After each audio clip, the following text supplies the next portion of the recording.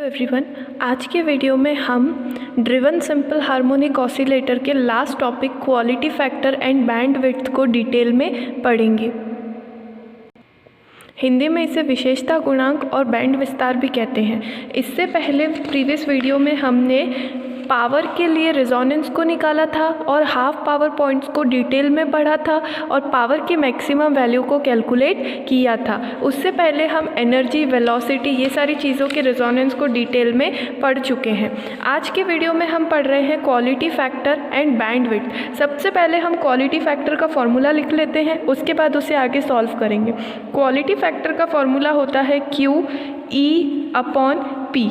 ठीक है, इसकी वैल्यू भी हम कैलकुलेट कर चुके हैं और P की वैल्यू भी कैलकुलेट कर चुके हैं। एक साइकिल के लिए एवरेज एनर्जी की वैल्यू और ये है एवरेज पावर एब्जॉर्प्शन की वैल्यू। तो एक साइकिल के लिए एवरेज एनर्जी की वैल्यू होगी, ये हम अपने लास्ट टू लास्ट वीडियो में कैलकुलेट कर चुके हैं। एक साइकिल के लिए एवरेज एनर्जी की वैल्यू होगी 1/4 mx02 omega square plus omega naught square. तो यहाँ पर मैं एनर्जी की वैल्यू लिख लेती हूँ।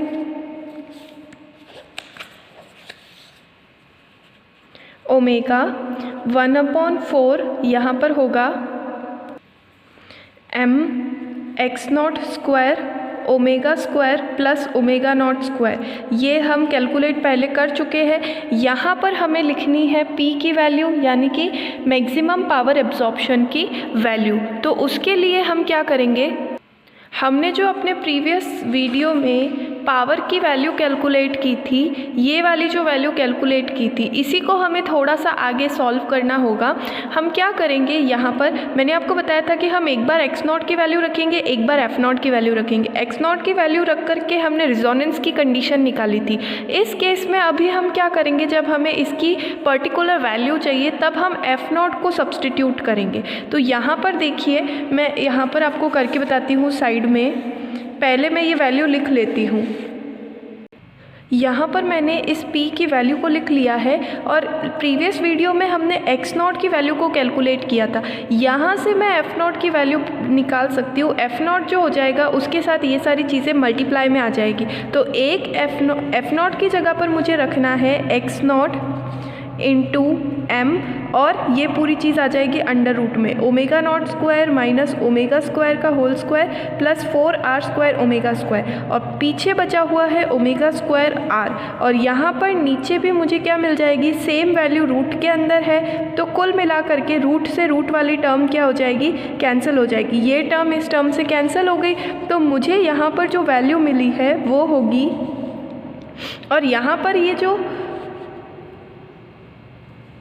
f0 और r ओमेगा स्क्वायर r, ठीक है, और एक x0 ऑलरेडी था, मैंने f0 की वैल्यू रखी है ना, और एक x0 यहाँ पर ऑलरेडी था, इसे भी मैं लिख लेती हूँ। तो मुझे यहाँ पर इसकी फाइनल वैल्यू मिलेगी x0 into x0 square into m omega square, ये वाला ओमेगा स्क्वायर इंटू r। ये मुझे किसकी वैल्यू मिली है, पावर एब्जॉर्प्शन की, है ना, एवरेज पावर एब्जॉर्प्शन की वैल्यू। ये वैल्यू मैं इस फॉर्मूले में यहाँ पर सब्सटीट्यूट करूँगी तो मुझे मिलेगा x0 square m omega square r। अब आप देखेंगे m से m कैंसिल हो जाएगा, x0 स्क्वायर से x0 स्क्वायर कैंसिल हो जाएगा, ओमेगा से एक ओमेगा कैंसिल हो जाएगा। तो मुझे मिलेगा 1/4, ये हो गया 1/4, और यहाँ पर बचेगा अपॉन में r ओमेगा, ठीक है, 1/4 r ओमेगा, और यहाँ पर मिला है मुझे omega square plus omega naught square. अब मैं क्या करूँगी, इस टर्म में से ओमेगा स्क्वायर को कॉमन निकाल रही हूँ। तो यहाँ से मैंने किया ओमेगा स्क्वायर कॉमन, ये बनेगा 1 plus omega naught square upon omega square. मैं आपको बता चुकी हूँ, जो चीज़ नहीं प्रेजेंट है वो कॉमन लेने पर डिवाइड में आ जाती है। एक ओमेगा से एक ओमेगा कैंसिल हो जाएगा। तो यहाँ पर मुझे मिलेगा omega upon 4r 1 plus omega naught square upon omega square. अब हम जानते हैं कि 1/2r जो होता है वो टाउ के बराबर होता है, तो यहाँ पर मैं ω/2 लिख सकती हूँ इंटू 1/2r। तो 1/2r को मैं टाउ लिखूँगी, ω02/ω²। इसको मैंने थोड़ा सा सॉल्व कर लिया। अब हमें पता है कि एट रिजोनेंस फ्रीक्वेंसी, अभी तक हम बार बार रिजोनेंस को पढ़ चुके हैं। हर बार रिजोनेंस हमें कहाँ पर मिला है, जब ओमेगा और ω0 आपस में क्या हो, बराबर हो। तो रिजोनेंस वाली कंडीशन में Q की क्या वैल्यू होगी, ओमेगा की जगह पर हमें हर जगह ω0 रखना है, ठीक है। और यहाँ पर हो जाएगा 1 प्लस, अगर ओमेगा और ω0 एक दूसरे के बराबर है तो ये कैंसिल हो जाएंगे और यहाँ पर बचेगा 1। तो यहाँ पर ये 1 + 1 2, 2 से 2 कैंसिल हो जाएगा। Q की वैल्यू हमें मिलेगी ω0 टाउ।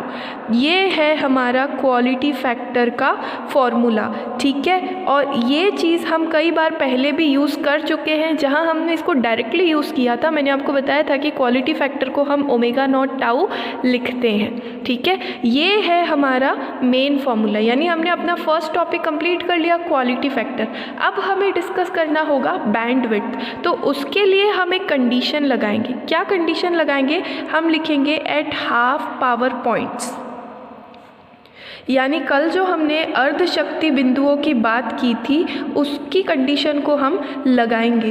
अब हम जानते हैं कि जो अर्ध शक्ति के बिंदु होते हैं या जो हाफ पावर पॉइंट्स होते हैं उसकी क्या कंडीशन होती है, उस पर जो पावर होती है वो मैक्सिमम पावर की आधी रह जाती है ना। ये देखिए, कल हमारे लास्ट वीडियो में मैंने आपको ये चीज़ डिस्कस करके बताई थी कि हाफ पावर पॉइंट एक ऐसा पॉइंट है जहाँ पर पावर की वैल्यू उसकी मैक्सिमम वैल्यू की क्या रह जाती है, आधी रह जाती है। तो इसी कंडीशन को मैंने यहाँ पर लिखा है। अब हमें क्या करना होगा, इन चीज़ों की वैल्यू को पुट करके इसे सॉल्व करना होगा। तो पावर की वैल्यू हमने कल कैलकुलेट की थी, ये देखिए पावर की जो वैल्यू हमने कल कैलकुलेट की थी ना, रिजोनेंस को कैलकुलेट करने के लिए ये वैल्यू हम यूज़ करेंगे। तो मैं यहाँ पर लिखूँगी, यहाँ से मैं इस वैल्यू को सब्सटीट्यूट कर रही हूँ f02R/m। यहाँ से अगर मैं देखूँ तो ω02/ω माइनस ओमेगा का होल स्क्वायर प्लस 4R²। ये वैल्यू मैंने एज इट इज़ यहाँ पर लिख ली है। उसके अलावा हमने जो P मैक्स की वैल्यू कैलकुलेट की थी, P मैक्स की वैल्यू देखिए, इसी को हमने आगे सॉल्व किया था और हमने देखा था कि ω = ω0 पर हमें इसकी मैक्सिमम वैल्यू मिलेगी। यहाँ से हमें इसकी मैक्सिमम वैल्यू मिली थी f02/4mr। यहाँ पे मैं इस चीज़ को लिख लेती हूँ, क्या थी मैक्सिमम वैल्यू, f02/4mr और इसका आधा यानी कि 1/2। मैक्सिमम वैल्यू का आधा चाहिए हमें, तो हमने यहाँ पर लिख लिया 1/2। अब आप ये देखेंगे f02 से f02 कैंसिल हो गया, m से m कैंसिल हो गया, और अब क्या हो जाएगा, हम इस टर्म को यहाँ सेंड कर देंगे। ये देखिए यहाँ पर बचा है 8r, 2 × 4 × r, 8r। जब क्रॉस मल्टीप्लाई करेंगे तो इस तरफ बनेगा 8r² और यहाँ पर बनेगा ये वाली टर्म, ठीक है। ये चीज़ बनी। अब क्या होगा, यहाँ पर भी r² है, यहाँ पर भी r² है, ये यहाँ माइनस में आ जाएगा तो 8 - 4 हो जाएगा 4r²। अब हम क्या करेंगे, दोनों तरफ का अंडर रूट निकालेंगे, दोनों तरफ रूट करेंगे। तो इस टर्म को मैं इस तरफ लिख लेती हूँ ω02 माइनस ओमेगा। ये स्क्वायर हट जाएगा जब हमने रूट लिया, और जब इस टर्म का रूट लेंगे तो सबसे पहले तो +-4 का रूट होगा 2 और r² का रूट होगा r। तो इससे हमें मिलेगा ω02/ω माइनस ओमेगा = +-2r। यहाँ पर मैं इसको LCM लेके अगर सॉल्व करूँ तो मुझे ये चीज़ मिलेगी। इस ओमेगा को मैं इस तरफ सेंड कर दूंगी तो मुझे मिलेगा ω02 minus omega square = +-2r omega. ये a² माइनस b² का फॉर्मूला है, इसको हम थोड़ा सा सॉल्व कर लेंगे। तो ω0 माइनस ओमेगा और ω0 प्लस ओमेगा = +-2r ओमेगा। अब हम क्या लिखेंगे, अब हम उन कंडीशंस को कंसीडर करेंगे जिसके लिए ओमेगा नॉट और ओमेगा लगभग एक दूसरे के बराबर हो। Consider omega not is near to omega.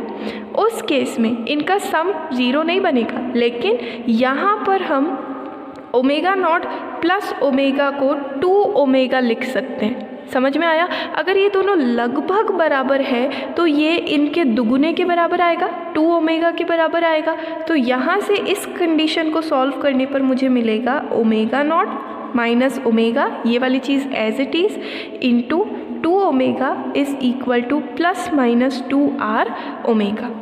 2 से 2 कैंसिल हो जाएगा, ओमेगा से ओमेगा कैंसिल हो जाएगा, then we will get omega not minus omega is equal to plus minus r। ये एक बहुत ही इम्पॉर्टेंट कंडीशन है, ठीक है। इस कंडीशन को यूज़ करके हम निकालेंगे बैंड विड्थ या फिर बैंड विस्तार। यहाँ पर मैंने जो हमने कंडीशन कैलकुलेट करी है उसको लिख लिया है। अब हम क्या करेंगे, यहाँ पर प्लस माइनस दोनों है, तो एक बार प्लस लेंगे, एक बार नेगेटिव में लेंगे। तो जब मैं प्लस लूँगी तो ये जो हमारी ओमेगा है, क्योंकि ऑब्वियसली जब मैं प्लस लूँगी और जब माइनस लूँगी तो फ्रीक्वेंसी की वैल्यूज़ मुझे अलग अलग मिलेगी। तो पहली फ्रीक्वेंसी को हम कंसीडर कर लेते हैं ओमेगा 1, दूसरी फ्रीक्वेंसी को कंसीडर कर लेते हैं ओमेगा 2। तो यहाँ से मुझे मिलेगा ओमेगा नॉट माइनस ओमेगा 1। मैंने ओमेगा को कंसीडर किया है 2 फ्रीक्वेंसीज, क्योंकि ओमेगा नॉट तो हमारा कांस्टेंट है, ये उसकी फंडामेंटल फ्रीक्वेंसी है। ये वो फ्रीक्वेंसी है जो हम बाहर से इम्प्लीमेंट करते हैं, तो उसी को ही हम वेरिएबल मान करके 2 वैल्यूज़ कंसीडर कर लेते हैं। Is equal to positive r, यहाँ पर बनेगा omega not minus omega 2 is equal to minus r। इसे इधर शिफ्ट कर देंगे, इसे इधर शिफ्ट कर देंगे, omega not minus r is equal to omega 1। ये है हमारी फर्स्ट फ्रीक्वेंसी, और यहाँ पर जब हम इसको करेंगे तो हमें मिलेगा omega not plus r is equal to omega 2। ये है हमारी सेकेंड फ्रीक्वेंसी। इसका क्या मतलब है कि 2 हाफ पावर पॉइंट थे ना, कल जो हमने ग्राफ ड्रॉ किया था, ये देखिए, ये हमने ग्राफ ड्रॉ किया था, ये है हमारा omega is equal to omega not यानी रिजोनेंस फ्रीक्वेंसी। ये है पहला हाफ पावर पॉइंट, ये है दूसरा हाफ पावर पॉइंट, यानी पहला अर्धशक्ति बिंदु, दूसरा अर्धशक्ति बिंदु। यहाँ पर जो फ्रीक्वेंसी होगी उसे हम ओमेगा 1 कहेंगे, यहाँ पर जो फ्रीक्वेंसी होगी उसे ओमेगा 2 कहेंगे। ओमेगा 1 की वैल्यू मिली हमें ओमेगा नॉट माइनस r, यानी इस ओमेगा नॉट से थोड़ा कम, और यहाँ पर हमें जो फ्रीक्वेंसी की वैल्यू मिली है वो मिली है ओमेगा नॉट प्लस r, यानी कि इस ओमेगा नॉट से थोड़ा सा ज़्यादा, ठीक है। तो हमने 2 अर्धशक्ति बिंदुओं पर फ्रीक्वेंसी की वैल्यू को क्या कर लिया, कैलकुलेट कर लिया। Frequencies of half power points हमने क्या कर ली, कैलकुलेट कर ली। अब अगर हमें इनका डिफरेंस पता हो जाए उसे हम क्या कहेंगे, बैंड विड्थ। अगर उन फ्रीक्वेंसीज़ का हम डिफरेंस पता कर ले, यानी ओमेगा 2 माइनस ओमेगा 1, तो ये क्या आएगा, ओमेगा 2 है हमारा omega not plus r minus omega not minus r। Solve कर लेते हैं, ओमेगा नॉट से ओमेगा नॉट कैंसिल हो जाएगा, r में r ऐड हो जाएगा, 2r। बैंड विड्थ क्या आई है हमारे पास, 2r। इसे हम कहते हैं बैंड विस्तार, यानी कि अर्धशक्ति बिंदुओं की आवृत्तियों में अंतर, हाफ पावर पॉइंट की फ्रीक्वेंसीज में जो डिफरेंस है उसी को हम बैंड विड्थ या फिर हम कहते हैं बैंड विस्तार। ठीक है, सिंपल है बिल्कुल। अब हमने जो Q की वैल्यू निकाली है क्वालिटी फैक्टर की, क्या वैल्यू कैलकुलेट करी है, ये देखिए, अभी हमने जस्ट पीछे क्वालिटी फैक्टर को सॉल्व किया था, ये वाला है ना, ये चीज़ आई थी हमारे पास। अगर मैं इसको टाउ की जगह पर क्या रखूँ, 1/2r, तो यहाँ से मुझे क्या मिलेगा, ओमेगा नॉट 1/2r। 1 का कोई सेंस नहीं है, टाउ को मैंने 2r लिख दिया, तो ये है Q की वैल्यू। यहाँ पर अगर मैं Q की वैल्यू रखूँ omega naught upon 2r, 2r मैंने किसके बराबर निकाला है, ओमेगा 2 माइनस ओमेगा 1, तो क्वालिटी फैक्टर का फॉर्मूला बनेगा omega not upon omega 2 minus omega 1। इसका क्या मतलब है, इसका ये मतलब है कि बैंड विड्थ को बढ़ाने पर क्वालिटी फैक्टर की वैल्यू डिक्रीज़ होती है, और अगर बैंडविड्थ को घटाया जाए तो क्वालिटी फैक्टर उतना ही ज़्यादा होगा, which means quality factor is inversely proportional to bandwidth. तो जो हमारा आज का टॉपिक था बड़ा ही सिंपल था। हमने सबसे पहले क्वालिटी फैक्टर की वैल्यू को कैलकुलेट किया, उसके बाद हमने हाफ पावर पॉइंट्स पर निकालनी है फ्रीक्वेंसीज़, ठीक है। तो उसके लिए हमने हाफ पावर पॉइंट की कंडीशन को रखा, थोड़ा सा उसे सॉल्व किया, और फिर इस कंडीशन को लेते हुए हमने वहाँ पर, यानी हाफ पावर पॉइंट्स 2 होते हैं तो दोनों ही पॉइंट्स पर फ्रीक्वेंसीज़ को क्या किया, कैलकुलेट किया। अब हाफ पावर पॉइंट की जो फ्रीक्वेंसीज़ होती है उनका डिफरेंस ही बेसिकली क्या कहलाता है, बैंडविड्थ।